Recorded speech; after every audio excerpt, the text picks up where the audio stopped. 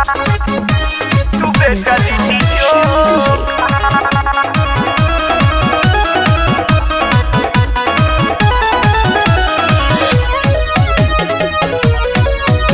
तू बेटा लिट्टी चोखा। शुरू से राजा जी कमाईता अपन घर तू चलाईता। अपन घर तू चलाईता। शुरू से राजा जी कमाईता अपन घर तू चलाईता।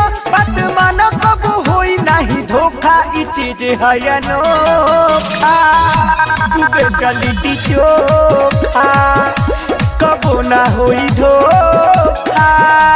तू बेटा लिट्टी चोखा।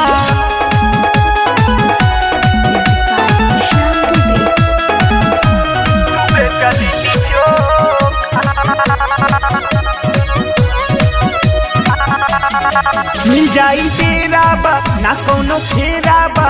हर रात के बाद सवेरा बा। तनी सा बात में घर के साथ में छोटे बातों पर बड़का बखेरा बा।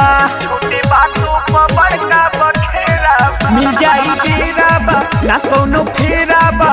हर रात के बाद सवेरा बा। तनी सा बात में घर के साथ में छोटे बातों पर बड़का बखेरा बा। ना दवाई ऐसा मिलल बाटे मौका कबो ना मिली धोखा। तू बेटा लिट्टी चोखा कबो ना मिली धोखा। तू बेटा लिट्टी चोखा रे जाना।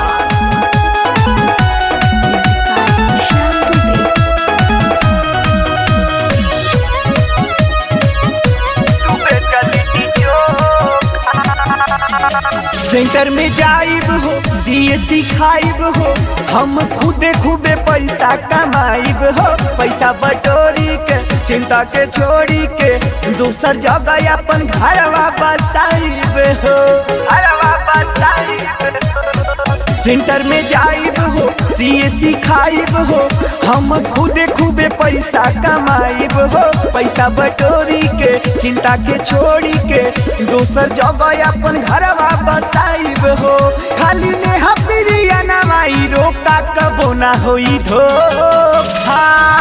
तू बेटा लिट्टी चोखा कबो ना मिली धोखा। तू बेचा लिट्टी चोखा। शुरू से राजा जी कमाईता अपन घर तू चलाईता। बात मान कब होई नहीं धोखा, ई चीज है अनोखा। तू बेचा लिट्टी चोखा कबो ना मिली धोखा। तू बेचा लिट्टी चोखा। तू बेटा लिट्टी